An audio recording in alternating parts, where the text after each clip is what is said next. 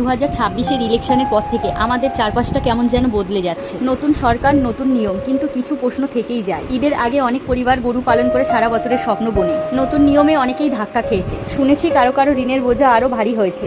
যারা খেটে খায় তাদের জন্য প্রতিটা সিদ্ধান্ত জীবন মরণের প্রশ্ন। সরকারি জায়গা খালি করার কাজ চলছে বুলডোজার দিয়ে।